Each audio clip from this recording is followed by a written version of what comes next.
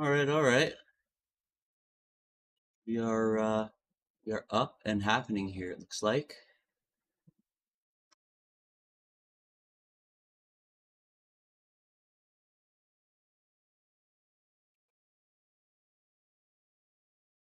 I'm just trying to figure out here a couple of things, and I'm going to do a couple of shares here, folks, and we shall get on the road.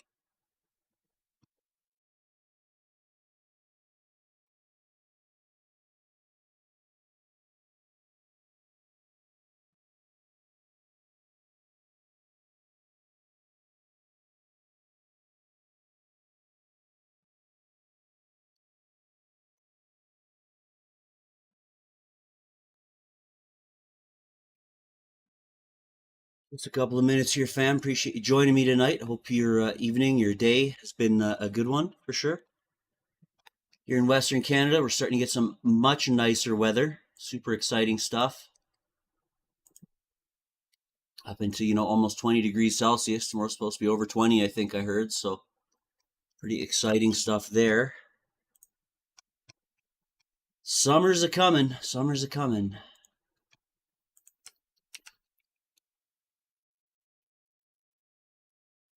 I said just doing some shares here, fam. We'll be going momentarily.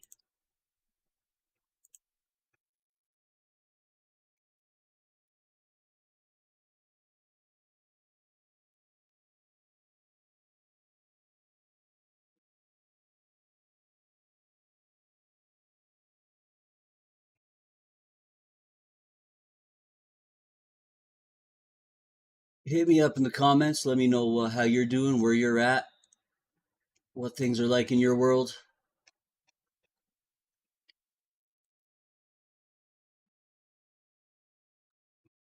Let's get in a couple of more shares out here.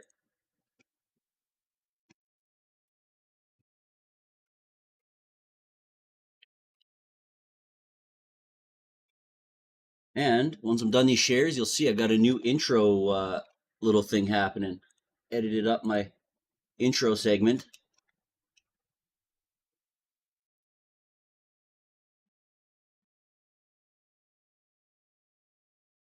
Man, do we have a lot to talk about today, guys. There's been some really crazy developments, as you can see by the title.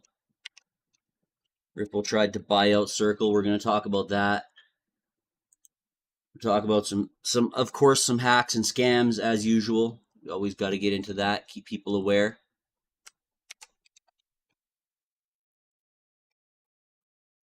All right, we're almost there, folks. We're almost there. It's one more share, and we are going in. So here, check out this new little intro segment, and let's fucking go.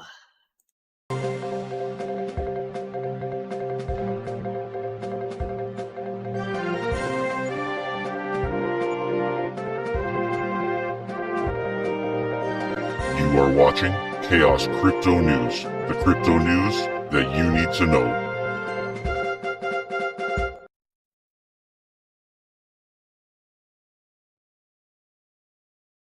What's happening here?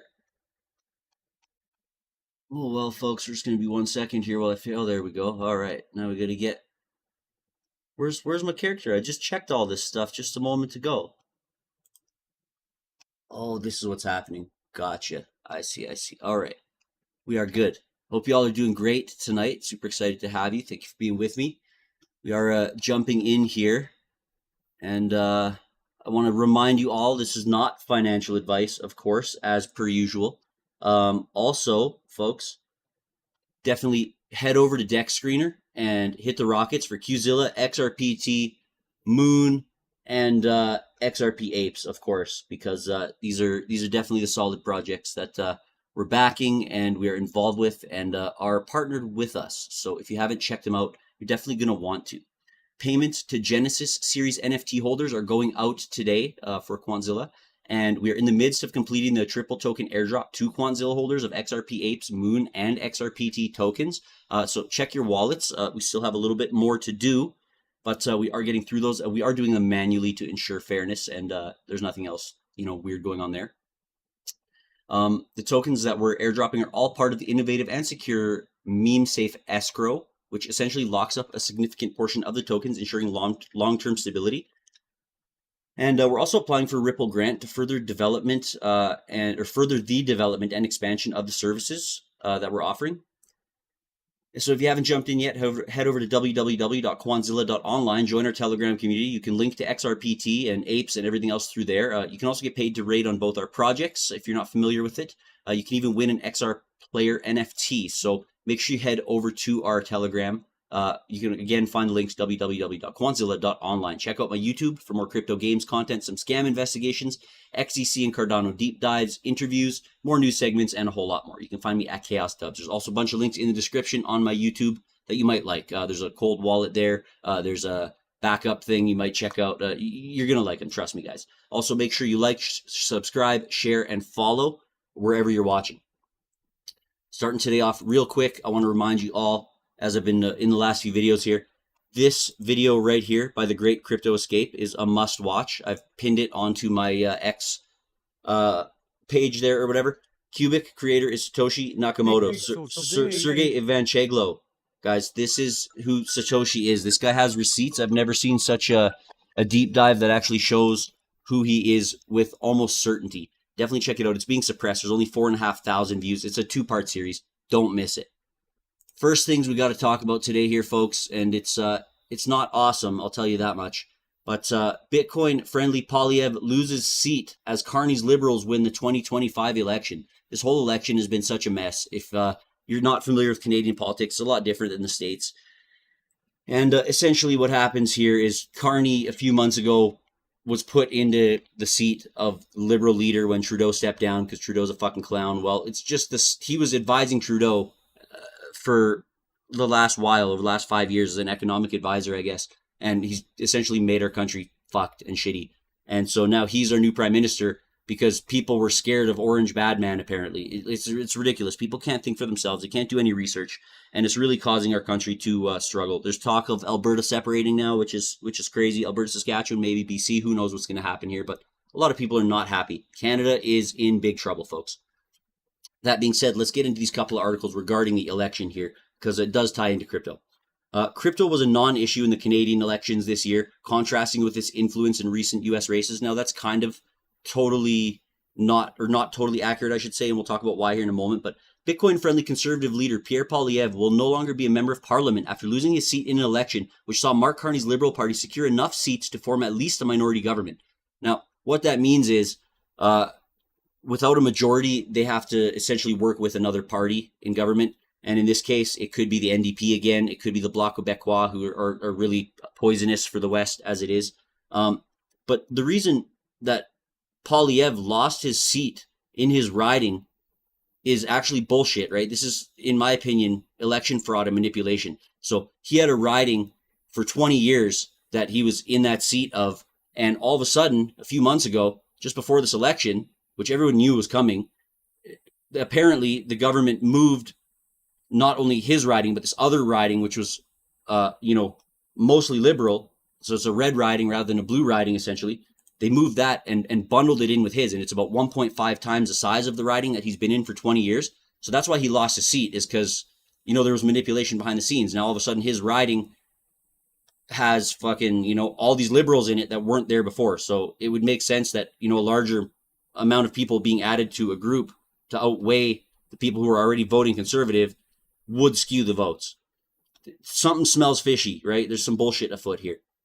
But if present results stand under the UK-inspired Westminster-style system under which Canada operates, the Liberals would need the support of another opposition party, as I mentioned there, such as separatist-minded Bloc Québécois or the left-leaning NDP to pass bills in the House of Commons. So funny about that, Pierre Poilievre lost his seat. Not only that happened, but the NDP failed so fucking miserably that Jagmeet Singh, leader of the NDP, stepped down, first of all, and secondly, the NDP lost official party status. So, they don't have enough seats to get funding or sit in the House of Commons on these meetings and stuff anymore either, which is pretty crazy. That's a whole political party down. We're now a two-party system like the States, where we don't have other options, really, because of that. Other legitimate options anyways. Now, a conservative-led non-confidence motion, which is probably going to happen, should have the support or should it have the support of another party, would be sufficient to trigger another election, though it's far too early for this to be considered. The earliest that would happen would be probably about a year out from now, which kind of sucks, from my understanding anyways. This is a mess, folks. Canada is in big trouble. Unlike the US, where crypto played an important role in moving the needle on winning congressional races and helping put Trump back in the White House, it seemed to be a muted affair in Canada. While both Carney, who's our current Prime Minister, and Poilievre have discussed crypto in the past, the issue did not come up for either campaign, even though it was an important issue for many Conservative members of Parliament. And we're going to dig into that just a little bit deeper here. Carney's win in Canadian election leaves crypto industry's future uncertain. And y'all are going to love this one. It's such a fucking joke. He's a WEF puppet that has all his money in offshore tax havens. He ruined the Bank of England. People don't want anything to fucking do with this guy. And he's now in control of our country. He's not a politician at all. He has zero experience in politics. He's a banker tied in with the WEF. Mark Carney has won a snap election to keep his job as Canada's Prime Minister, but this leaves the future of the country's crypto industry unclear, given his past skepticism towards blockchain technology. Throughout his political career, including terms leading the Bank of England and the Bank of Canada, Carney seemingly laughed off Bitcoin and the wider crypto sector. He says, it is not a store of value because it's all over the map. Nobody uses it as a medium of exchange. And he said that in 2018, which obviously that's fucking bullshit. Everybody knows Bitcoin is used as a medium exchange, but mostly as a store of value. The short answer is they are failing, Carney says. Cryptos are failing? Really? This guy doesn't know what the fuck he's talking about. Such an absolute clown. Folks, pray for Canada. Pray for Canada. Shit's going to get crazy here. Crypto hacks have already hit 1.74 billion in 2025, which is 4x of 2024's 420 million. Absolutely bananas. More money has been lost this year than all of last year. We are now 4 months into 2025, and according to Immunify's report, bad actors have carted away a whopping 1.7 billion from the crypto world so far. The number looks large, and it is, because the industry lost about 420 million around the same time last year. In essence, this year has been 4 times worse than 2024. The 1.7 billion that had been reported stolen within the first 4 months of this year is more than the total amount of money stolen in 2024, which totaled 1.49 billion, which is crazy. This month alone, hackers got away with 92.5 million, which represents a 27% increase compared to what they stole last April, when they stole about 72 million. That's also more than the 41.4 million they stole in March this year, which means this month has been twice as bad as last. Absolutely nuts. 10 projects got hit the hardest, with hacks losing hundreds of thousands of dollars in most of the cases. According to the report, all the money carted away was lost to hacks rather than fraud. In fact, there was no single case of fraud reported, according to Immunify. As for the chains where these attacks went down, Ethereum, of course, leads the poll with 5 different attacks, while BNB endured only 4 attacks. Funny they're not mentioning Solana, but we get to that here in a sec. Other chains like Base, Arbitrum, Solana, Sonic, and ZK Sync got hit too. However, the hacks happened less often compared to those on Ethereum and BSC. Of course, the most popular networks with the biggest liquidity are going to get hit. April sees 92.5 million loss in DeFi attacks, is kind of touching on the last article there as well. A recent Immunify report indicates the crypto sector encountered substantial losses in April 2025, totaling 92.5 million, the outcome of 15 DeFi-focused cyber attacks. Marking an increase of 27.3% compared to the prior year, UPCX and KiloX bore the brunt with their security breaches, resulting in losses of 70 million and 7.5 million respectively. While some funds were recovered, the majority remain unaccounted for, underscoring vulnerabilities particularly on Ethereum and BNB chain, which collectively faced 60% of the attack incidents. The sheer scale of the attack shows how state-backed actors are arguably the most pressing threat to our industry, says Mitchell Amador, CEO of Immunify. State-backed actors. Think about that for a sec. I mean, we kind of have a world war going on. Not even kind of at this point, right? Like, it's fucking happening. Think about that for a sec. State-backed actors. Who could that be? I'm going to let you figure that one out on your own. I'm not trying to say it's one or the other, but I mean, with everything going on, there's a few options who it could be for sure. Scary times we're living in, folks. What a time to be alive. Crypto markets are showing resilience in April amid global turmoil and US trade shockwaves. Oh, ties right into what I was just saying about the last article. This rebound, defying Wall Street's woes, has fueled optimism among traders eyeing a potential breach of the $100,000 threshold as crypto markets appear to have absorbed the geopolitical shockwaves. Ethereum solidified its dominance in the burgeoning realm of real-world asset tokenization, commanding 60% of the market's value, a 20% leap from March. Data from Grow the Pie pegs the value of the tokenized assets on Ethereum at $6.2 billion, propelled by institutional enthusiasm. Heavyweights like BlackRock and Franklin Templeton have launched trials for tokenized bonds and gold, lauding Ethereum's sophisticated infrastructure. Sophisticated? Ethereum's old, outdated, slow technology. It's expensive too. They're finally making updates to their system to be able to be cheaper and more usable, but now they're coming out with a layer 2, I heard. Larry Fink, BlackRock CEO, hailed the platform as the go-to choice for tokenization, citing its unmatched ecosystem and adaptability, further entrenching Ethereum's pivotal role in bridging blockchain and traditional finance. I mean, a couple episodes ago, we were talking about, is Ethereum even going to survive much longer? Don't get me wrong, I'm sure it will, but XRP is going to flip Ethereum sooner or later, right? It's just the fact of the matter. Stablecoins emerge as a bulwark against market volatility, with their collective market capitalization swelling by $4 billion in April. This growth, underpinned by rising adoption and softening regulatory headwinds, was bolstered by key developments. Canada's federal election on the April 28th delivered a fragile victory to the Liberal Party, led by ex-central banker Mark Carney, who clinched 169 seats. Now, if he got 172 seats, that would mean he would have a majority and he wouldn't have to answer to anybody else, and he would be able to essentially do whatever the fuck he wants, like ram through all this bullshit fucking laws, make everything more expensive. Oh, and it's funny, the election just happened because, you know, we have this carbon tax on gas, and it's like a huge fucking price of gas. Well, gas went down like dramatically, like 50, 60 cents a liter, you know, just before the election. Oh, this is the Liberals doing this, and fucking people are so stupid they bought it and voted for him. Gas went up to $1.30 today. It'll be $1.60 again in fucking no time. Just watch. Meanwhile, in the U.S., Texas and Georgia unveiled forward-thinking crypto legislation. Texas's HB 5352 proposes a blockchain pilot to explore state-level applications, while Georgia's HR 905 pushes for blockchain and crypto education in schools, which is amazing. I believe that should be happening 100%. Arizona, too, advancing the cause, enacted a law safeguarding home crypto mining by classifying it alongside AI and cloud computing. Good to see that things are pushing forward and mass adoption starting, folks. Nearly 2 million crypto tokens collapsed in Q1 of 2025. How many fucking tokens are there? This is absolute insanity, folks. Absolute insanity. 2 million collapsed in Q1? Let's dig into this a little bit here. A new report from CoinGecko claims that 2025 has been the worst year for dead crypto projects, with 1.8 million tokens collapsing in Q1 alone. This represents 49.7% of all crypto project failures from 2021 to 2025. Bananas.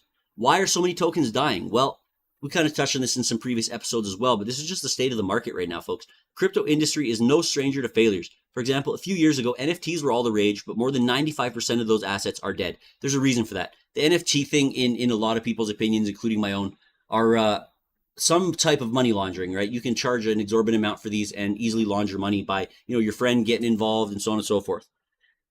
Compared to 2024, there have been fewer token launches and many more crypto project failures in Q1 alone. Well, at least the token launches have died down a bit. Data from CoinMarketCap shows that over 14.65 million different tokens are active right now, and the number has been rising steadily. And CoinMarketCap doesn't even show all the tokens, just so you're aware. 1 year ago, the site only tracked 2.7 million tokens. The biggest contributor to this growth has been Solana's meme coins, as the blockchain's ecosystem now accounts for more than 60% of all tokens. That's absolutely ridiculous. But most tokens are going to die. Like, 95+% of tokens are going to die eventually. However, this rapid increase in crypto projects has also led to more dead tokens. The meme coin sector is especially volatile, and the industry has faced collapse on several prior occasions. CoinGecko also revealed another disturbing fact. By its reckoning, most crypto projects active since 2021 are now dead. It claims that 52.7% of such tokens have failed, and that the failure rate is increasing. New launches still outweigh collapses, but the trend does not look sustainable, because it's not. CoinGecko believes it's credible that Trump's tariff threats and ensuing recession fears are responsible for these dead crypto projects. To be clear, CoinGecko's study did not attempt to prove a cause, it just analyzed the failures themselves. Complicated factors may be creating all these dead crypto projects. Still, it identified the trends, and the hard data is convincing in its own right. The meme coin industry, as currently defined, may not last at this rate. Folks, it's probably not going to. When this ISO 20022 regulation comes into play here, and when the switch is flipped, as we like to say, pretty soon all of this bullshit rug pull nonsense and scam token and just mania hype over nothing is going to die out, I think, is what's going to happen, to be honest. When utility really starts to take over, people's perspective is going to change massively, because they're going to see that these are solving actual problems rather than just doing nothing. Like, look at Fartcoin. It's over $1 again, right? Celsius founder faces 20 years in jail. Department of Justice exposes $4.7 billion crypto scam. If you were ever involved or even signed up for Celsius, you may have got some stuff in the mail about this over the last few years. I have. I never actually had any money on Celsius, but I keep getting letters in the mail about the lawsuit that's happening. The U.S. DOJ is seeking a 20-year prison sentence for Alex Mashinsky, founder and former CEO of Celsius Network, over what prosecutors describe as a deliberate multi-billion-dollar crypto fraud. The memo emphasized that his actions were intentional acts of fraud rather than the result of negligence or bad luck. Celsius, once a major crypto lending platform, halted withdrawals in June 2022, right around the time of the FTX collapse, leaving approximately $4.7 billion in crypto assets inaccessible to users. The DOJ's 97-page memo outlines how Mashinsky misrepresented the company's financial health while secretly pocketing over $48 million. In his December 2024 guilty plea, Mashinsky admitted responsibility for causing more than $550 million in direct investor losses. Wow, crazy. That definitely, he should face some repercussions for doing that. I think we're also going to talk about Sam Bankman-Fried here, the FTX collapse, a little bit later in the article. 2022 was a crazy year for crypto, folks. Nike has been accused of brazen rug pull in class action lawsuit. Now, it's not quite what it sounds on the surface, but interesting. It's these big companies get involved and are able to take everybody's money just essentially carte blanche. Like, look at what Dave Portnoy did from Barstool Sports. Look at the Trump coin fucking bullshit. We'll talk a little bit more about that too. An artifact buyer in Australia is suing Nike via proposed class action lawsuit, accusing the apparel giant of deceptive practices, unfair competition, unjust enrichment, and unlawful trade practices with its numerous NFT collections. The lawsuit filed last week in the Eastern District of New York alleges that Nike committed a brazen rug pull via its subsidiary Artifact, pronounced Artifact, which it acquired in late 2021. Nike used its iconic brand and marketing prowess to hype, promote, and prop up the unregistered securities that Artifact sold, the filing viewed by Blockworks alleges. The 42-page filing argues in detail that what Artifact sold across a range of different NFT collections were actually securities under U.S. law, but it also makes the overarching argument that even if a court finds those digital assets to not be securities, they are still 5 counts in the lawsuit to reckon with. It also argues that the rug pull, it says, occurred is a deceptive act in and of itself. So it sounds like these guys are going to be in trouble regardless. It further alleges unjust enrichment, accusing Nike of further enriching itself with the NFT buyers' funds. The dispute is over a minimum of $5 million, but the filing does not specifically state a dollar amount of damages desired. Nike made piles of cash from Artifact. One dashboard found that CloneX mint vials generated over $80 million in revenue alone. Artifact trading activity peaked in 2022, but it has substantially subsided by 2023. Artifact then announced it was shutting down in December 2024, just 3 years after Nike acquired it. No reason for the shutdown was provided. Yeah, that sounds, totally a legitimate reason, because there's no reason at all. Last week, a day before the lawsuit was filed, the art for the CloneX Artifact NFTs disappeared overnight due to an issue with its Cloudflare hosting plan. Cardillo later said that the issue was due to an error, not an unpaid bill. The collection's art was then subsequently restored. If this lawsuit progresses, it won't be the only class action lawsuit about an NFT rug pull. The class action lawsuit against Logan Paul's CryptoZoo NFT game remains ongoing as well. And that's a whole mess in and of itself. We've touched on that in previous episodes, and we'll probably be covering it as more things develop with that. Now, we talked about this in the last episode a few days ago there, how, a bunch of Ledger hacked addresses, as well as a couple other things that were hacked, were leaked onto the dark web. Well, Ledger scammers are sending letters to steal your recovery phrase. So if you have a Ledger wallet and, you may have been compromised in that hack that happened, I think it was either last year or 2021. I'm not sure if it was a separate one that happened. I think it was just last year that another one happened, but I could be wrong. It could be the one from 2021-ish, 2022. Ledger confirmed today that a letter claiming to be from the crypto wallet security team is a scam. And this is a letter in the mail, folks, not just an email. And it warned users to ignore it and keep their crypto wallet recovery phrases to themselves. I mean, as always, do your own research and verify. Don't trust, verify, folks. If someone's sending you something, never ever give your seed phrase to fucking anybody. I don't care who it is. But if someone's sending you something, don't necessarily reply to what they're sending you. Contact the company directly, right? So in this case, if it's from Ledger, contact Ledger through an email, right? Or they might have a phone number to call. If it's a CRA scam, Canadian Revenue Agency, contact Canada Revenue Agency directly. Don't listen to these people, right, when they call you. They spoof numbers and do all kinds of bullshit. Scammers are sending physical letters to the @Ledger addresses database leak requesting an upgrade due to security risk. It claims to be from Ledger security and compliance and asks users to give up their recovery phrase in response to a critical security update.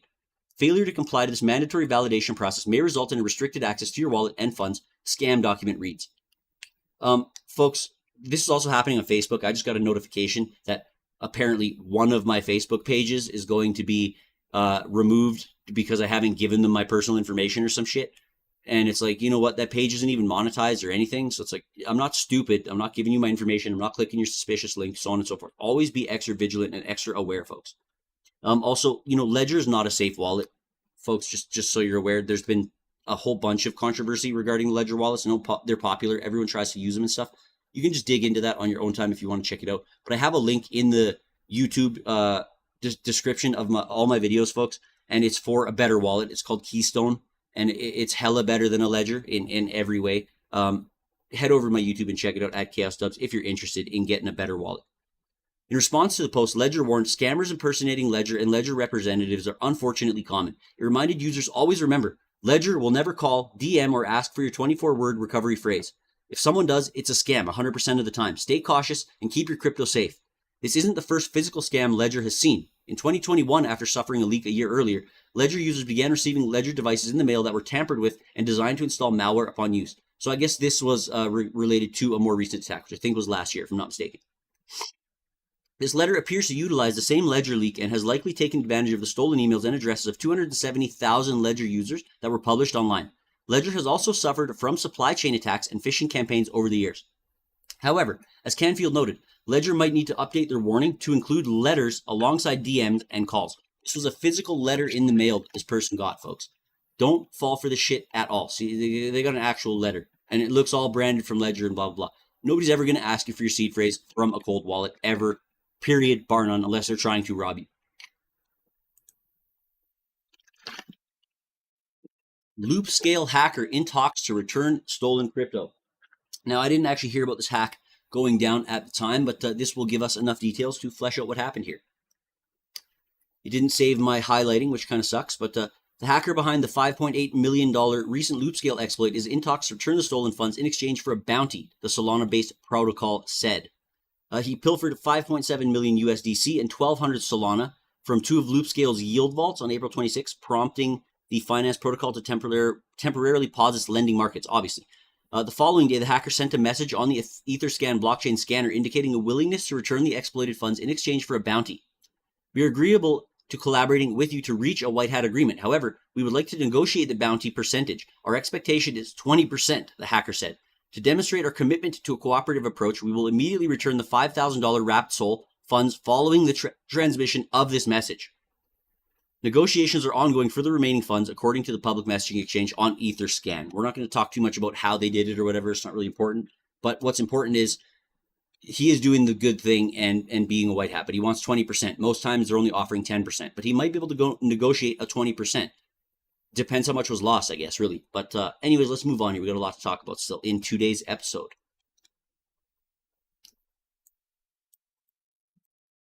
So, Trader has been jailed in a $47 million case flagged by the SEC's controversial tracker. A lot to talk about in this one here.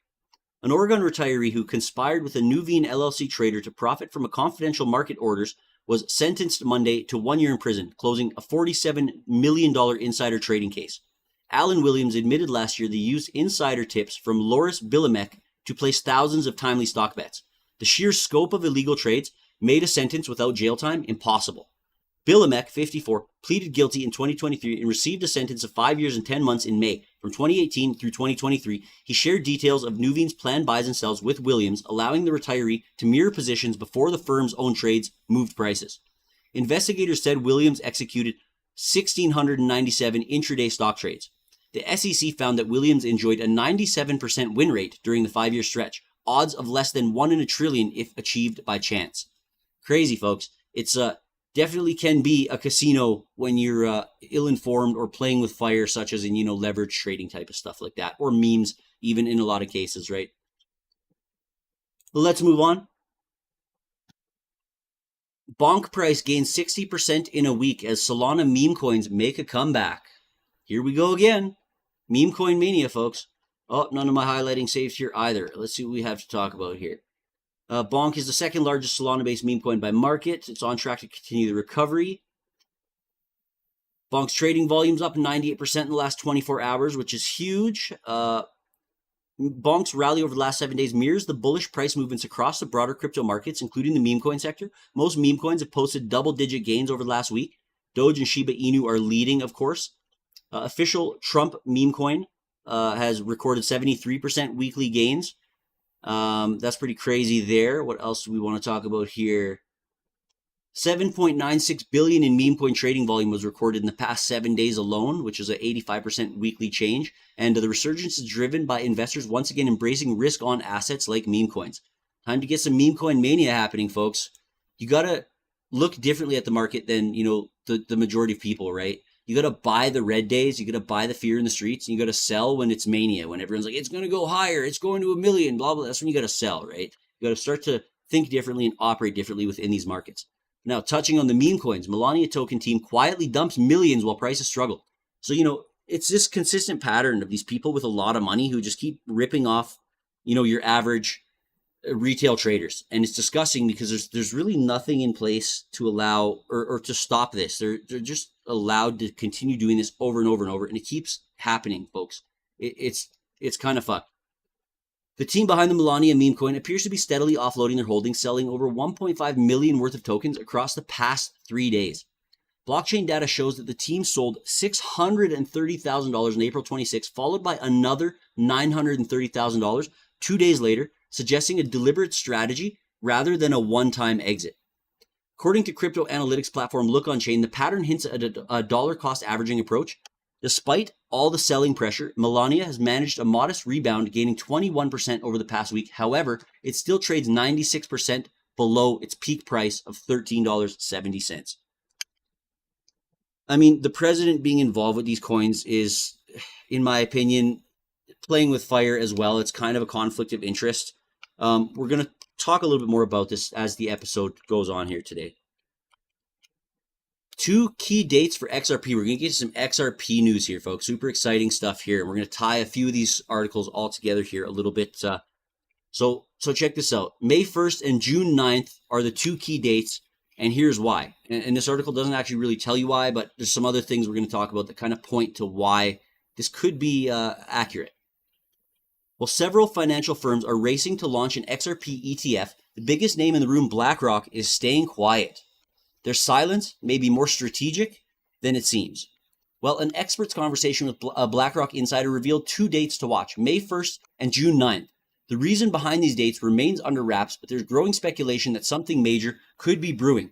And like I said, just because it's saying it's under wraps here, we're going to flesh out a little bit more what these dates mean. And maybe the dates aren't, totally exactly pinpoint on the dates, but they're going to be pretty close to some of the other timelines that not only I've been talking about, but line up with what we're going to be talking about here.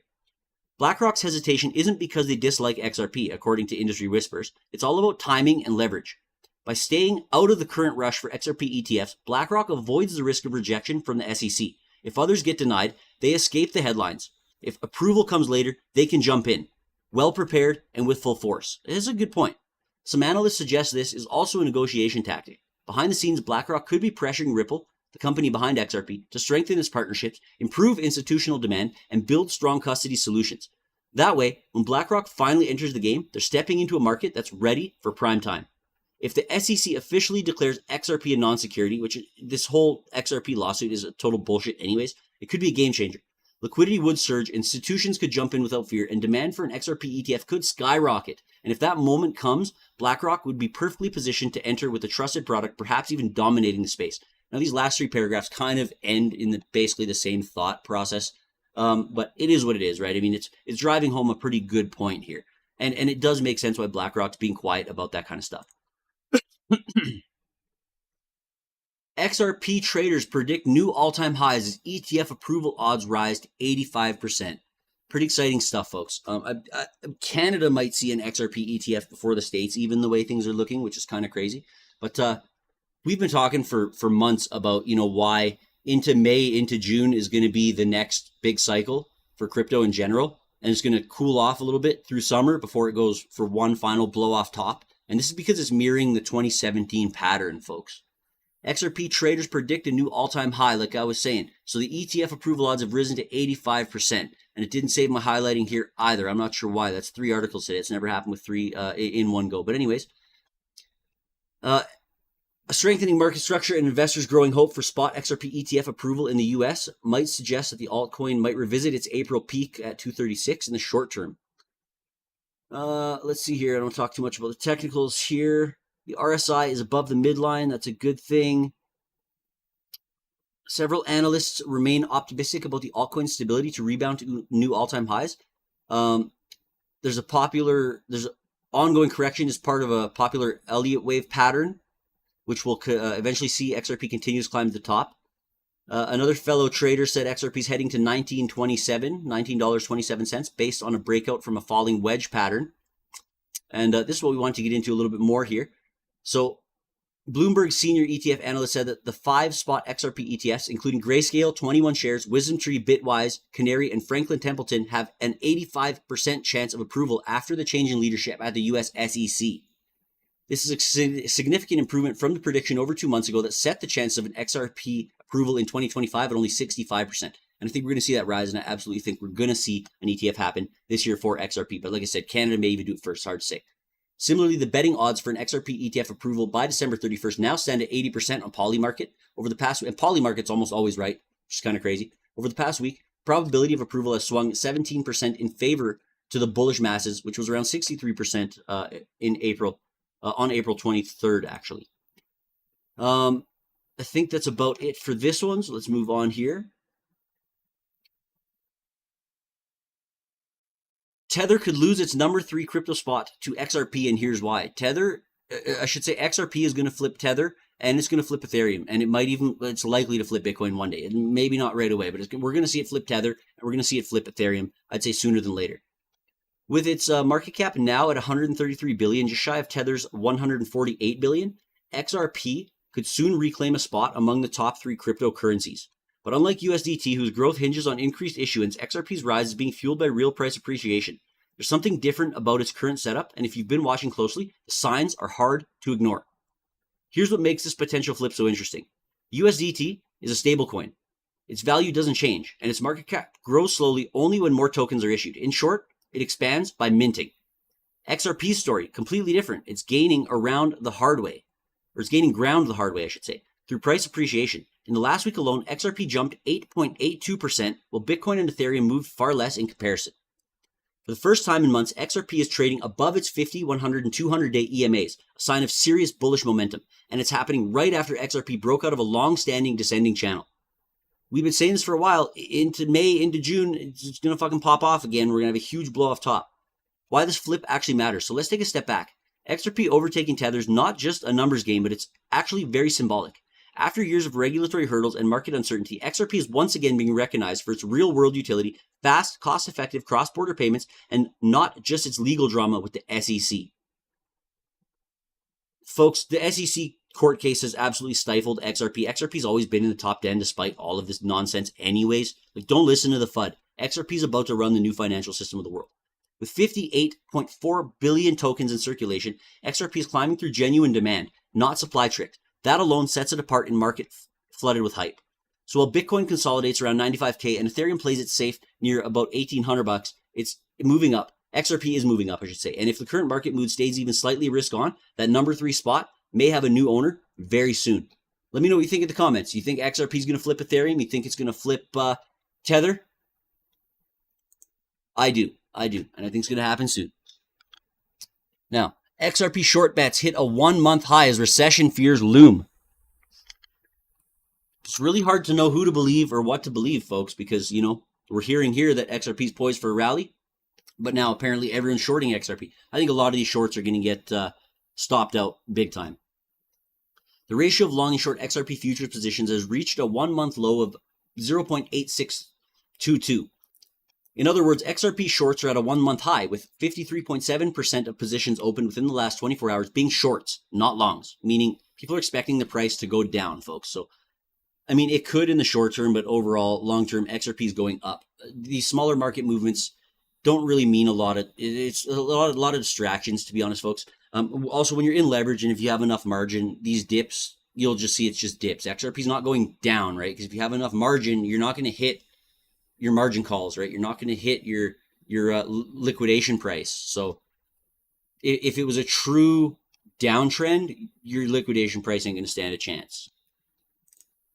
Oops, close out of that one by accident. Let's bring that one back up. Hopefully it saved my highlighting. It did. Awesome. XRP trading activity surges 134% as price eyes breakout zone. So what do you believe? What do you believe? Well, I'm seeing more bullish sentiment. Also, we're right in line with the 2017 rally of another, leg up in this bull run. Recent data from blockchain analytics firm Glassnode shows that XRP is experiencing increased short-term trading activity. Between April 20th and April 28th, short-term investment inflows, also known as hot capital, rose from 0.92 billion to 2.17 billion. Meanwhile, the rise is 134.9% in less than 7 days. That's exciting stuff. Hot capital refers to digital assets mainly utilized for speculative trades by keeping them in hand for fewer than 7 days. This is indicative of rising investors' interest in the short term. Despite going up, XRP's weekly inflows are still below its previous 7.66 billion peak from December of 2024. More Ripple XRP news, folks. Ripple bid up to $5 billion to acquire Circle, but the offer was turned down. Wow, crazy stuff happening. We're gonna flesh this out a little bit too. We're gonna dig into this a little bit. Ripple Labs attempted to acquire Circle Internet Financial, the company behind the USDC stablecoin, and apparently XLM also is running on, or Circle runs on XLM as well, from what I understand, with an offer between $4 billion and $5 billion. But the bid was turned down as undervalued, according to a Wednesday report from Bloomberg. Wow, undervalued at $5 billion. Fucking unbelievable. According to sources with knowledge of the matter, Ripple is still eyeing the Circle acquisition, but it is not determined if it will put forward another offer. Several companies such as Kraken, BitGo, Gemini, and Bullish are considering going public in 2025, seizing on a pro-crypto business-friendly environment under the Trump administration. The deal came into light after Ripple agreed to acquire prime brokerage firm Hidden Road for $1.25 billion. Ripple has entered the stablecoin race with RLUSD, as many of you know, but it has a long way to go to catch up to Circle's USDC. As of May 1st, RLUSD had a market cap of $317 million, far behind USDC's $62 billion. Now, a lot of times these articles will try to say that, Ripple, or XRP, I should say, and XLM are enemies, or they're working against each other. I mean, kind of, they're not really working against each other. They're working together on a larger scale, right? Because they all do different things, right? So XRP's technology is meant to move money between countries, whereas XLM is supposedly, or I should say XDC is supposed to be moving it between institutions, and then XLM is supposed to be moving it between retail traders and investors, your everyday use type of crypto. So they're not filling the same need, essentially. XRP is filling the need of back-end banking infrastructure, which really doesn't have any competition in it. Nobody's tried to innovate in that industry essentially ever. Anyways, let's move on to the next article. So should you sell your Bitcoin, Ethereum, and XRP in May and go away? Don't be so sure in 2025. Expert says, oh, look, this isn't just an XRP saying that things are mirroring, but things are mirroring a cycle which is going to explode into May, into June. As Bitcoin holds near 94,000, experts are pushing back on the old adage, sell in May and go away, suggesting that now could mean missing the next leg higher. He points to strong institutional demand, seasonal tailwinds, and macro resilience as reasons to expect gains rather than weakness. Historically, Bitcoin has posted gains in 9 of the last 12 Mays, Puckrin said, adding that macros risks like weak economic data or trade tensions are minor headwinds and not reasons to exit. We're looking at a way larger scale. We're looking at 12 years here, 9 out of 12. That's 75% of the time Bitcoin is going to post gains in May. So your 75% chance it's going to go up, it's going to rally. And if it does mirror 2017 as we have been mirroring, it's going to fucking rally hard. BlackRock's IBIT alone attracted nearly $1 billion in inflows in a single day, signaling that large players are still accumulating aggressively. Bitcoin's recent decoupling from equities is another bullish signal, last seen ahead of major rallies in 2017 and late 2020. To the moon, folks, to the moon. Stack your bags. I mean, you better be buying all the dips.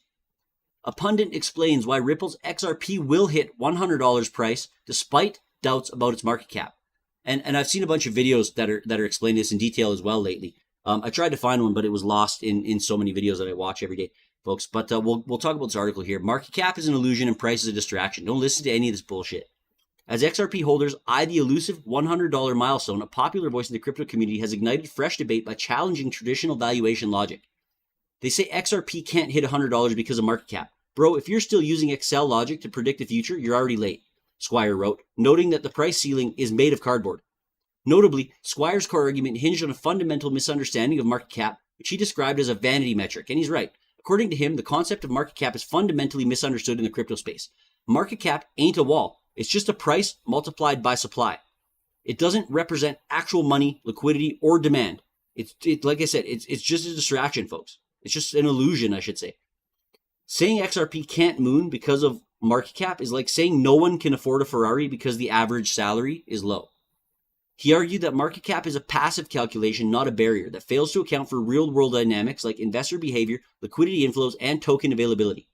He further pointed to liquidity as XRP's secret weapon. A historical example showed that an $80 million inflow once pushed XRP's market cap up by $17 billion, demonstrating how small amounts of capital can trigger massive moves. That's pure leverage on steroids.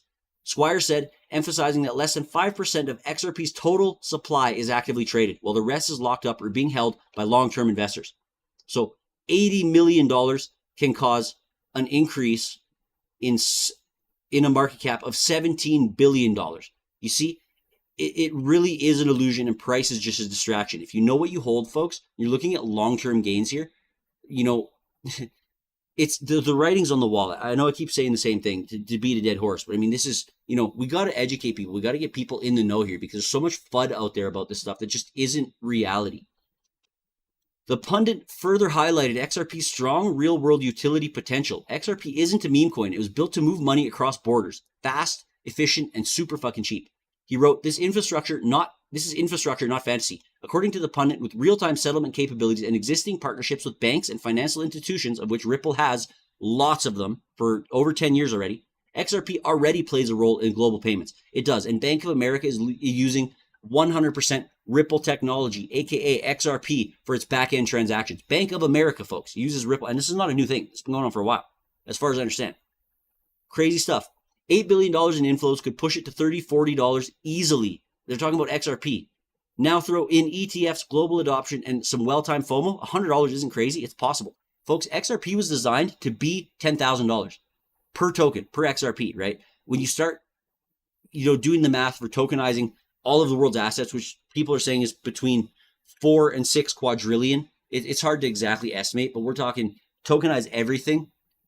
XRP value is going to be more than $10,000 if that ever happens. I mean, if you just take a fraction of the tokenization of everything, I don't have the math right in front of me right now, but just take a fraction of it. I think it's 10 or 30% or something, and XRP is $10,000. So just keep that in mind, folks.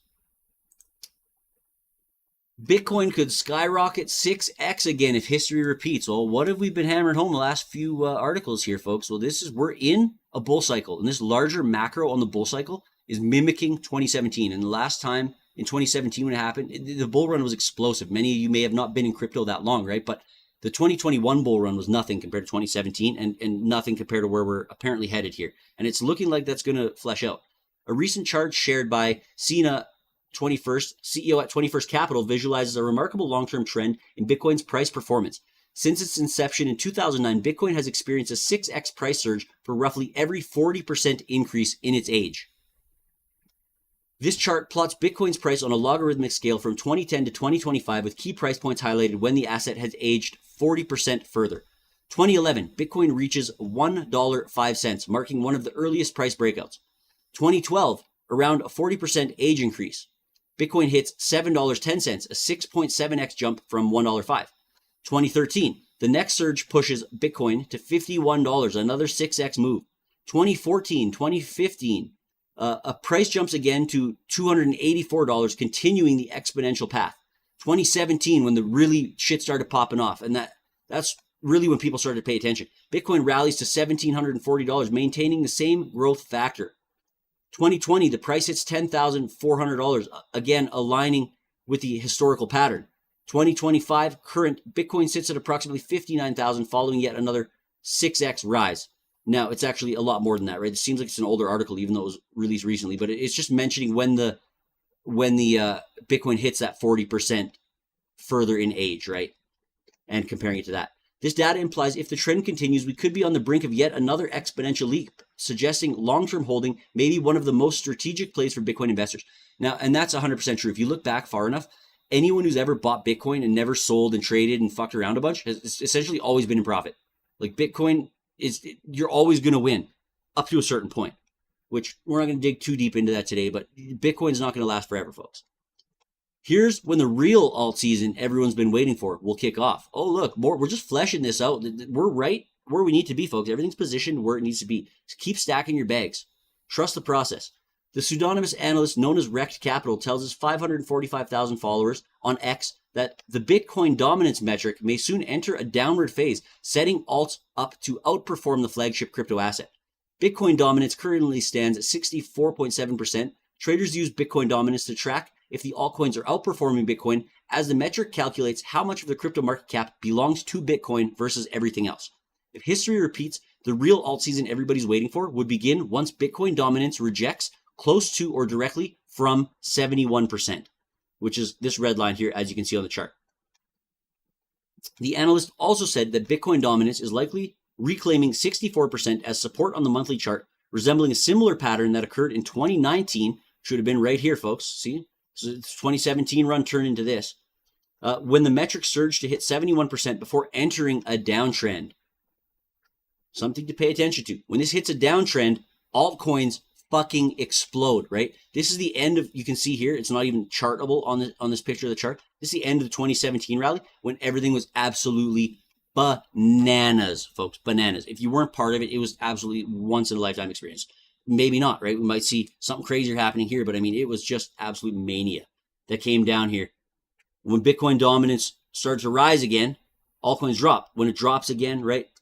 Altcoins go fucking nuts. Now here, we're going to see another crazy off this chart pattern.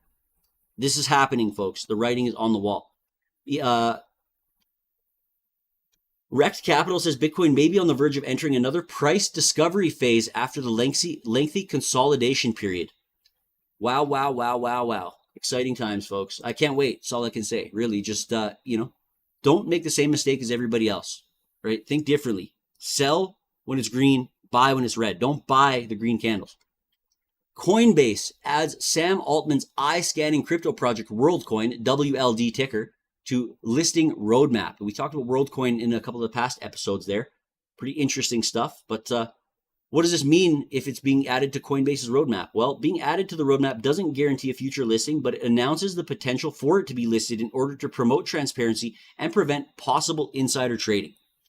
World Network, recently rebranded from WorldCoin, aims to create digital identities for everyone on Earth by confirming their humanity with eye-scanning orbs. After scanning their eyes with the orbs, users are granted world IDs, which helps counter online bots and fake identities. It's a double-edged sword here, folks. The project's ecosystem also includes WLD tokens and an app.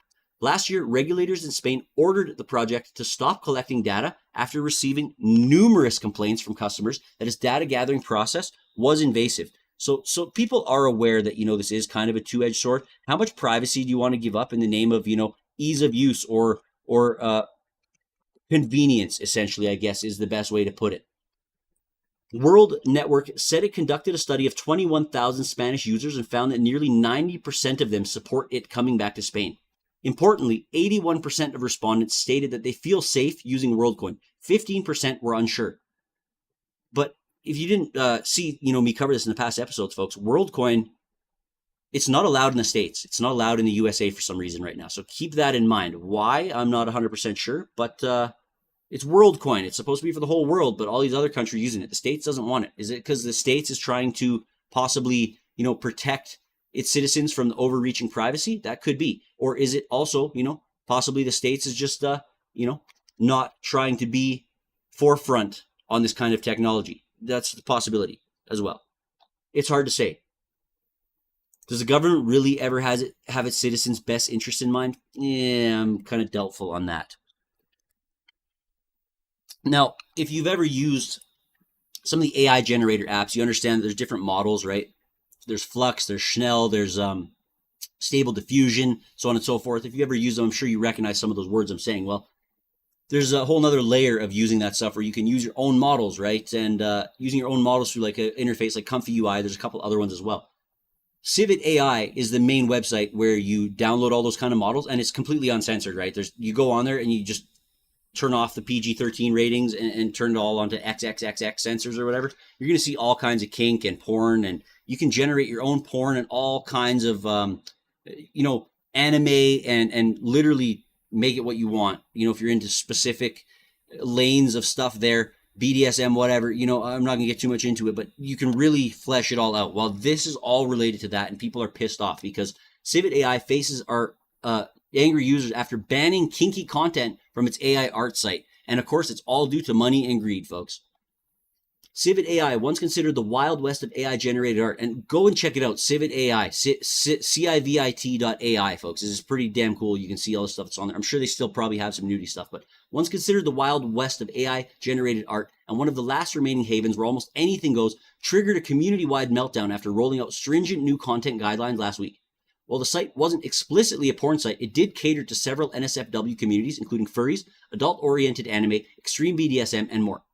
We're updating our policies to comply with increasing scrutiny around AI content.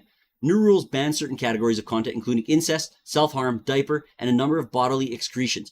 All NSFW uploads now require metadata to stay visible. And of course, creators aren't exactly thrilled about losing the ability to download sources to generate characters satisfying their most explicit and weirdest fantasies. Civet AI's posts currently has over 950 adverse reactions versus 375 supporting votes.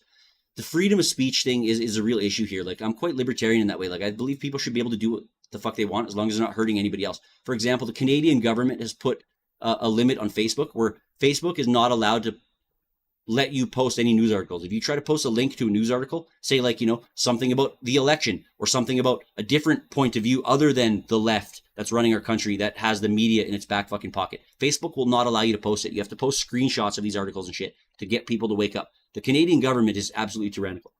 Civet AI has introduced stricter guidelines around Buzz, its virtual currency, meaning creators can now say goodbye to easily earning revenue from their more questionable creations. Many users suspect that these policy clampdowns are due to external pressures, especially from payment giants like Visa and MasterCard, which have historically taken a hard line on adult content. Coupled with mounting legal concerns over AI-generated imagery, Civet AI seems caught between keeping payment processors happy and appeasing a creative but sometimes provocative community. This overreach of, essentially stopping freedom of speech is never going to work out for any of these companies. As soon as they make it about the money, it's over. We're already running into an hour today. It's going to be a bit of a longer episode. We've got a few more articles to go through, folks. Tether, USDT, now owns 7.7 tons of gold to back its XAUT token. So XAU is gold and T is Tether, obviously. And it didn't save my highlighting here either, but this is in a super long article. Anyways, so stablecoin Tether has purchased 7.7 tons of gold for its XAUT token. Each XAU token is backed 1-to-1 by 1 troy ounce of physical gold of London bullion market asset gold bars, which are stored in a dedicated vault in Switzerland. Tether has released the attestation report for the first quarter of 2025, revealing that it has 246,523 ounces of gold in storage. That's about 7.7 tons. Tether Gold continues to demonstrate the strength and resilience of gold as a store of value, especially in times of economic uncertainty. So you can access the security of physical gold into digital form, secure, easily transferable, and backed 1-to-1 by fully held gold reserves. It's part of a broader commitment to building financial tools that combine the best of traditional assets with the efficiency of blockchain technology. So, folks, if you aren't aware, you can check out www.quantzilla.online. We are also offering tokenized silver, and we are moving into gold and copper as well as soon as we can. But currently, we have a bunch of NFTs up for sale, silver bullion, and they're kind of gamified like Magic the Gathering cards. You can trade them tax-free. You can, sell them to other people tax-free. You don't have to pay tax on that. And also, you can burn the NFT, and then you can claim your actual physical bullion sent to your door. And I don't believe there is a tax on that as well. Obviously, you would have to cover the shipping and insurance required for the shipping. But definitely check that out because we are also offering this under our umbrella, folks. Super cool stuff there. You got to diversify. You don't want to have all your eggs in one basket, right? You never know what's going to happen. Now, talking about Tether, Tether still dominates stablecoins despite competition. So this is kind of touching on a couple of the other articles that we've touched on here today. And of course, it didn't save my highlighting again. That's super weird, but I know what kind of want to talk about here. There is a few other stablecoins that are important, but RLUSD is not even mentioned here. Despite growing competition from emerging issuers, the stablecoin market remains largely dominated by a few key players. Tether USDT continues to lead among US dollar pegged stablecoins. Tether has roughly 66% of the market share among stablecoins, compared to around 28% for USDC. And Athena's USDE stablecoin ranks a distant third, touting a market share of just over 2%. So we're not even, on the radar with RLUSD at this point. Tether's lead is going to endure even as rivals such as USDC clock faster growth rates, this guy says. Tether is the most profitable stablecoin issuer, clocking nearly $14 billion in 2024 because the company earns revenue by accepting US dollars to mint USDT and subsequently investing those dollars into highly liquid, yield-bearing instruments such as US Treasury bills. And this is part of the controversy with Tether, folks, because apparently the Treasury and the Tether thing got me fucked up there. They were almost the same word. So essentially, BlackRock, who is holding, all this fucking Bitcoin and issues these ETFs and stuff, they're just propping up themselves by, issuing more fucking funds like this, the yield-bearing instruments such as the Treasury bills, for example. But I know it's a different case. But if Tether's propped up by just printing more Tether, and then Bitcoin's propped up by Tether, and then BlackRock is propped up by Bitcoin. You see what I'm getting at here? This chain is going to fail eventually, right? And now, we'll talk about it here in a few minutes, but between BlackRock and Michael Saylor, they own a massive percent of Bitcoin that could really cause some issues in the market here. If something happens to Tether or something happens to Bitcoin, you can guarantee that there's going to be major issues with those companies and the markets overall. Not sure else. I don't think there's too much else to say. I think there's one thing maybe possible here that I wanted to mention. I hate when the highlighting goes away. I spend so much time doing that. Okay, whatever. We're going to move on here. We've got still more to cover. We're already into an hour, so appreciate you sticking with me, folks. Samurai Wallet. Feds ask for time to mull dropping crypto mixer case. Now, I did a video on Samurai Wallet on my YouTube channel a little while ago, a couple of years ago, before all this blew up. I'm not a Bitcoin holder myself, so I don't really use it. I just thought it was pretty cool technology, but figured I should touch on this. If you've never heard of it, it's definitely something cool to look into. Oh my God, my highlighting didn't say again. All right, well, U.S. federal prosecutors and the co-founders of the crypto mixer Samurai have asked the court for more time to consider potentially dismissing the case after the Department of Justice rolled back its crypto enforcement, which we've talked about in a couple of other previous episodes. Lawyers for Samurai said that they jointly requested for the government for a continuance of the pre-trial motions scheduled by 16 days. So they're trying to extend it, I guess. The defense counsel met with the prosecutors and the supervisors in person at the U.S. District Attorney's Office to discuss this request. Defendants believe that a continuance of the pre-trial motion schedule is warranted to permit defendants to avoid the significant expense of preparing their motions while the government determines its position. Pretty cool. So Samurai Wallets, Rodriguez and Hill were charged with conspiracy to commit money laundering and operating an unlicensed money transmitting business in April of 2024, to which they both pleaded not guilty. The Department of Justice is not a digital assets regulator, and it would abandon enforcement and investigations besides those which focus on prosecuting individuals who victimize digital asset investors or those who use digital assets in furtherance of criminal offenses. So just because you are trying to have privacy online, it doesn't necessarily mean you're doing something wrong. We've been talking a lot about that in a few of the episodes as well in the past, folks. Just because you want to be private, maybe you're trying to be private because you're trying to hide your wealth from people who might try to rob you, as we've talked about these $5 wrench attacks and everything else, right? It's not necessarily because you're doing something wrong that you want to have privacy, but they make it seem like, oh, you're such a bad person because you want to have privacy online or privacy with your finances. I'm so glad there's things like, ZK rollups and ZK snarks and proofs and stuff, which we're going to talk a little bit about coming up here more too. Told you we'd talk a little bit about FTX. Well, here we are. FTX's legal dragnet widens. Firms are warned to return tokens or face lawsuits. The beleaguered cryptocurrency exchange FTX, now mired in bankruptcy, has ignited a fierce legal campaign to reclaim assets it claims are rightfully its own. It has unleashed a barrage of lawsuits. FTX has extended olive branches, urging cooperation, but its message is stark. comply or brace for a bruising courtroom showdown. This uncompromising stance underscores the exchange's determination to amass every possible resource to repay creditors still reeling from its catastrophic implosion. And folks, if you weren't around in 2022 when all this happened, this and the Celsius thing, like I said, happened about the same time. It was fucking legendary. Like, it was sensational. It was in every news story. Like, everybody was talking about it. And it made a bunch of people who don't understand a lot about crypto go, oh yeah, crypto's a scam. See, told you. Kind of that kind of shit, right? FTX was one of the biggest disasters in crypto, and things are still happening as Sam Bankman-Fried is hoping to get pardoned by Trump. I don't see why Trump would ever pardon the snaky fuck. But anyways, yet not all view FTX's legal crusade with admiration. Crypto analyst Eva Lenoir has cast a withering eye on the exchange's tactics, dismissing them as a belated show of bravado. With biting irony, she questions why such zeal was absent when Sam Bankman-Fried's mismanagement squandered users' funds, and we're talking to the tunes of billions of dollars. It was one of the biggest hacks ever. It's one of the biggest financial frauds in history, actually, folks. Lenoir argues that these lawsuits aimed at firms like NFT stars and Delicium are a case of too little, too late. She contends that the true victims, small investors, retail investors like you and me, folks, will shoulder the fallout. At the heart of FTX's, who was once the world's biggest, most trusted crypto exchange, folks, it was in ads, it was being promoted all over the place. Aggressive maneuvers lies a singular goal: maximizing the pool of funds available for creditors left stranded by the exchange's downfall. Every token recovered, the legal team asserts, is a step towards restitution for those still awaiting recompense. If you don't know about the FTX collapse, you're interested in the crypto sector, if you're in crypto at all, and you haven't heard about this, like, I have a buddy of mine quite close to me that didn't know about this, and he's quite involved in crypto. I was quite surprised. Like, there's a lot of people that don't. Check out what happened, because it changed the face of the crypto landscape permanently, folks. Crypto assets reportedly make up 37% of President Trump's total wealth. And this is what I was kind of saying. It's kind of maybe a conflict of interest with what he's got going on here, but it's difficult to determine an exact figure from publicly available information, as the study could only make educated guesses on several possible income streams.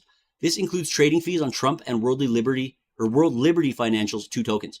How much crypto does Trump really hold? Well, since President Trump launched his eponymous meme coin shortly before Inauguration Day, it opened up an unprecedented new era for crypto. In just a few short months, President Trump has substantially increased his wealth due to his business's foray into a series of crypto asset offerings. Reporting suggests these crypto ventures may account for nearly 40% of his wealth. The SDDF claimed, noting that its number may soon increase. Trump's crypto holdings come from several sources, primarily the meme coin and World Liberty Financial.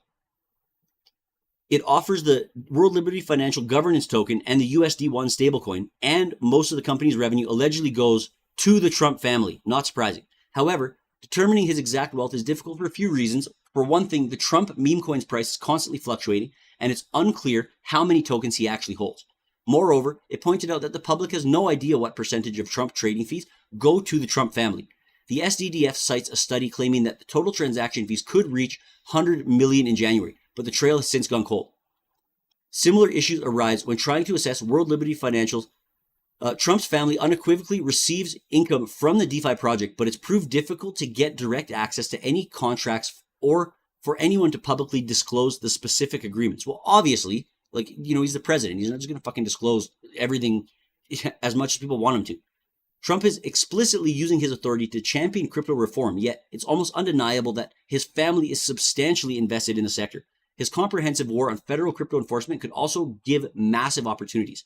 In short, it doesn't necessarily matter what Trump's exact crypto holdings are. The POTUS has involved himself in several economic entanglements that are usually completely off limits to sitting presidents. Proving his exact commitments is extremely difficult, which only highlights the unusual situation. It is quite unusual, but we are in unusual times, folks, so nothing's a fucking surprise anymore, really. Some interesting news coming out of the UK. No license, no crypto. UK's new law makes Bitcoin staking and exchanges illegal overnight. They're following the footsteps of the US. Keep that in mind. In a landmark move, the UK government published a draft of crypto legislation that would officially integrate crypto into the traditional financial system. Not everyone will be celebrating, though. The new Financial Services and Markers Act lays out an aggressive framework formally making crypto trading platforms, stablecoin issuers, custodians, and staking providers regulated financial activities. Companies involved will now require full authorization from the Financial Conduit Authority or risk operating illegally. At the heart of the new law is power and control. The government is positioning London as a serious player on the global crypto stage. no doubt in reaction to a shift in US government policy. But by doing so, it's triggering major concerns around surveillance, cost barriers, and innovation stifling. Crypto exchanges must become licensed like stock exchanges. Stablecoin issuers will be treated like banks and money market funds. Custodians will face strict safeguarding rules, especially for holding user wallets and private keys. Staking providers, even decentralized staking models, must register under a special new framework. Ugh, the bureaucracy just fucking is so annoying. Crucially, the legislation also extends the UK's jurisdiction internationally. If a foreign crypto platform even indirectly offers services to a British consumer, they can now be pursued under UK law. What a fucking joke. This deemed in the UK provision could radically change how global crypto businesses operate, or simply force many to block British users entirely, mirroring what happened in the US. And Canada, folks. Canada did some of this bullshit too, and a bunch of exchanges left. We can't access Binance, we can't access KuCoin, just to name a couple. And there's a ton more, like seriously, like it's just a fucking mess. Ripple says it sees huge opportunity in the UK. Now, this is touching on that last article that we just talked about. So a bit of a different perspective on it all. She has noted the UK is one of the company's largest office hubs outside its home country. Speaking of a managing director at Ripple. The world's sixth largest economy, which is the UK, introduced draft legislation for the cryptocurrency industry earlier this week. Notably, the UK is cooperating with the US on crypto rules, seemingly distancing itself from the EU on this issue. In her social media post, Craddock has offered some praise for the UK's most recent legislative effort. The draft legislation shows positive signs of the UK capitalizing on its second mover advantage, proposing an agile, globally competitive regulatory framework that reflects the borderless nature of blockchain. So let me know what you think in the comments. Do you think the last article saying that this is a bad thing for crypto is true, or do you think that this article saying where Ripple is going to be involved with this huge opportunity with England's new rules is a good thing? Because I mean, it's kind of fucked over the freedom we have in Canada and the States regarding, Binance has a specific Binance US for the States, for example, and Binance is completely not dealing with Canada because we don't have the population to make it worth jumping through all our regulatory hurdles. Let me know what you think. I don't think it's a good thing personally. Monero XMR sparks up 50% price rally for a shocking reason. Now, this could have been up with the in the beginning of the episode with the scam investigations, but I left it at the end for a different reason. Staggering Bitcoin theft could have served the pivotal boost for Monero's 50% upswing on Monday, famous on-chain detective claims. According to Zach XBT, a suspicious transfer for a whopping 3,520 Bitcoins was done at approximately 1 a.m. on Monday morning. Worth $330.7 million, the fraudulent Bitcoin transfer was later swapped into Monero, the popular privacy blockchain's native crypto. The money laundering activity was allegedly done via 6 different cryptocurrency exchanges. Well, XMR was likely chosen due to untraceable trades. So I guess what they're saying here is Buddy put the crypto that was stolen from whatever this hack was into 6 different exchanges, which he then turned into Monero, which I guess is untraceable. Tremendous green candlesticks have arrived on Monero's XMR price charts a few hours later, with XMR price spiking from $238 to new $293 in half an hour. Later on, the dark web darling, I guess they're talking about Monero, backtracked to $258 before hitting off to a new yearly high of $347. Absolutely crazy price movement. According to Zach XBT, the obnoxious spending fees contribute towards proving the theft, as these atomic swaps would be impractical to a regular crypto trader. So using high fees swaps, apparently, that are unusual, is what he's saying. On the flip side, being a safe haven for privacy, and again, just because you want to have privacy online doesn't mean you're doing something wrong. Being a safe haven for privacy, Monero's blockchain has previously drawn criticism for allegedly allowing cybercrime to remain unsolved. As a result, Binance infamously moved to delist Monero from their spot offerings, citing regulatory hurdles and transparency issues. I heard that every time that exchange delists Monero, that the price goes up. I haven't actually verified that. It's not really something I hold or am interested in or whatever. Personally, I do like internet privacy. Like I want to dive more into it. I do know a little bit about it, but that's what I've heard anyway. So why this matters: privacy blockchains showcase the true spirit of decentralization, but also impose hefty challenges for authorities when it comes to bad actors exploiting the perks of action concealment. One of those fancy double-edged swords again, folks. We got a few more articles here. We're already running an hour and a quarter. Appreciate y'all sticking with me. It's been a long possibly one of our longest episodes ever. Trump's $1 billion Dubai tower to accept a cryptocurrency for condo sales. Wow, wow, wow. Interesting stuff. The Trump Organization is entering new turf in Dubai's high-end real estate market. In a bold twist, the company will accept payments in crypto for condos in its new $1 billion project. Trump Tower, Dubai. Eric Trump, one of the sons of the US president, who is also the executive vice president of the Trump Organization, recently announced that the tower will be welcoming Bitcoin and other digital currencies for property purchases. That's super bullish, folks. This is going to be the first large-scale project that takes Bitcoin to buy units. That's exciting because I love that world and I believe in cryptocurrency, Eric said. So far, there is no list of accepted cryptos, but it is clear only condominium units, not hotel rooms, can be bought with crypto. The condos are expected to be ultra-luxe, costing anywhere from $1 million to $20 million. At the top, there will be penthouses, each expected to fetch that $20 million number. Bananas, folks, bananas. AI has a trust problem. Decentralized privacy-preserving tech can fix it. Always like to dig into the AI. This one didn't save my highlighting, and it was a lot. I'm going to try to summarize this as quick as possible for y'all. So the growing AI trust deficit is now one of the most significant barriers to widespread adoption. And there's a bunch of privacy-preserving technologies that are quickly being recognized as viable solutions to offer a solution to this deficit. So let's see here. AI was the second most popular category, occupying crypto mindshare in 2024 with over 16% investor interest. So there's been a bunch of innovation here. Innovation alone, though, hasn't, however, solved AI's core vulnerabilities, hallucinations, manipulation, and privacy concerns. In November 2024, a user convinced an AI agent on base to send $47,000 despite being programmed never to do so no matter what. While the scenario was only part of a game, using fake money, it raised real concerns. Can AI agents be trusted with autonomy over financial operations? Audits, bug bounties, and red teams help, but don't eliminate the risk of prompt injection, logic flaws, or unauthorized data use. 61% of people still hesitate to trust AI, and even industry professionals share that concern. And apparently 25% of analysts named trust as AI's biggest obstacle, and I would have to agree on that, at least partially. Let's see here. Industries like healthcare feel the risks most acutely. Sharing electronic health records with LLMs to provide outcomes is promising, but it also legally and ethically is risky without airtight privacy protections. Airtight, I mean, fuck, CRA's been hacked a bunch. Health Canada's been hacked a bunch. Look, Ledger to Hardwallet's hacked a bunch. Like, none of this shit is airtight anyways. There was a little bit more I want to talk about here. Let's see here.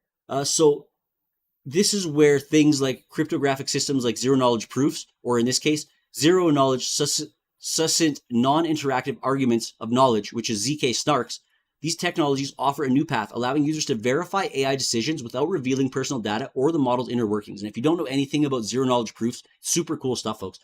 By applying privacy-preserving cryptography to machine learning infrastructure, AI can be auditable, trustworthy, privacy-respecting, especially in sectors like finance and healthcare.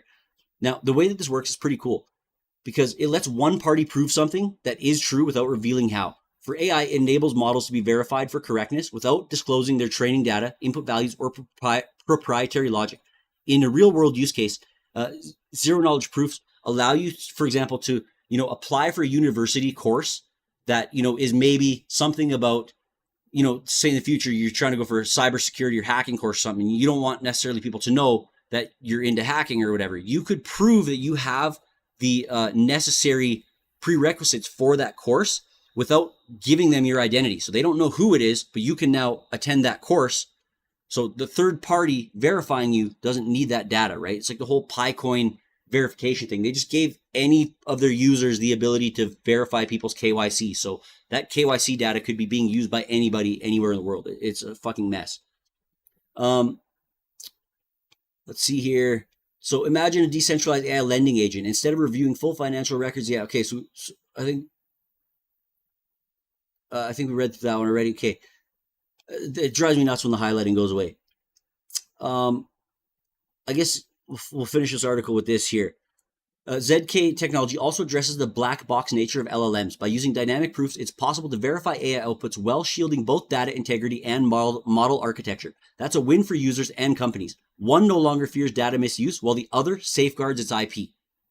It's a win-win for both situations. Just because you want privacy online, it doesn't mean you're doing something wrong, right? And again, I'm going to drive this home, at least for a little while, folks, till people start understanding this, because it doesn't make you a bad person. Privacy is important. The government is going to take away all your rights as much as they can. They're trying to take away your privacy in every respect. They want full control, that's the whole Neuralink thing. They're going to watch everything you do. They're going to mind control your thinking. Like, it's scary times we live in.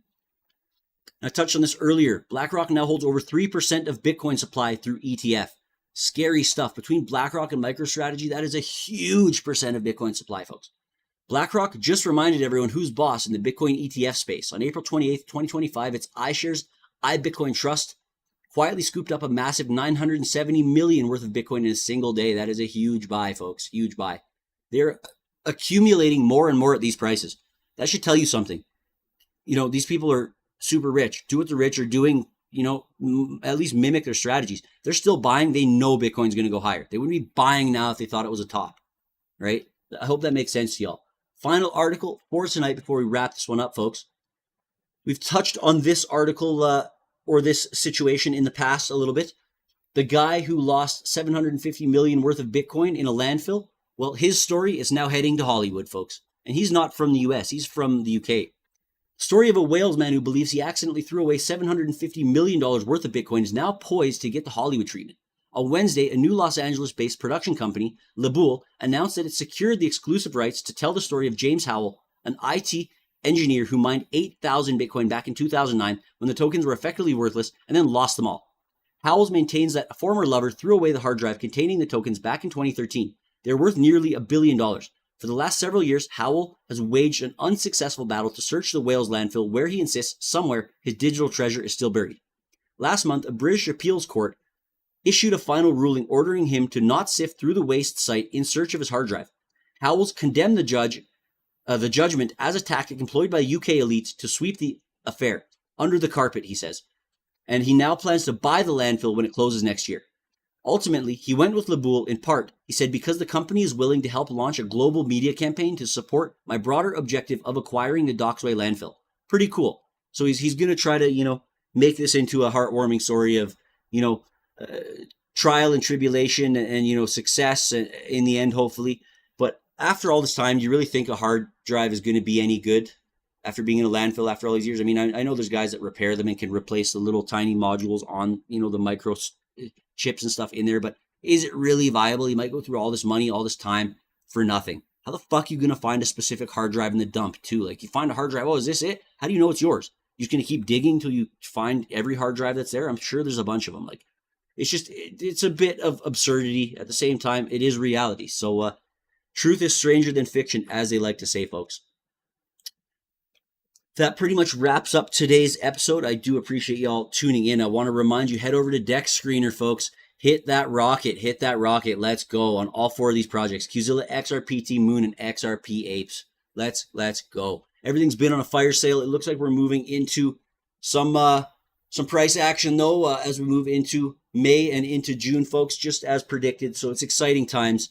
We are experiencing the largest wealth transfer in history. It is taking place currently right now under your feet. It's wild, folks. It's wild times. And I'm super happy and grateful to be a part of it. It is a once-in-a-lifetime opportunity that is going to be written about in the history books. Head over to www.quantzilla.online to join our Telegram and join our ecosystem of everything we got going on. We are a very small team of people. It's really a 2-person team. We're running more than one project, and we're helping manage other teams as well. It's just crazy. So we are quiet in the chat sometimes, but we absolutely are there to answer questions. We have a small group of community members who are also able to help, and they can forward it to us if we're missing something. So always feel free to ask, get involved, folks, and jump in, enjoy the fun. That being said, I want to end this off on a good note. I appreciate every one of you. Always do your own research. Don't trust, verify, right? This is a Sharks game, folks, a PvP sport. So always be smart. Don't get scammed. Don't get hacked. Don't give anybody any more information than you need to. Be aware of your surroundings. and just be smart out there, right? It's been a good ride, folks. We've been going for almost an hour and a half. This is officially the longest episode we have done on a news segment, and I appreciate you sticking with me. So all y'all have a good night, a good day wherever you are in this wonderful world, and be blessed. Bless and love. Bless and love. We'll catch you on the flip side.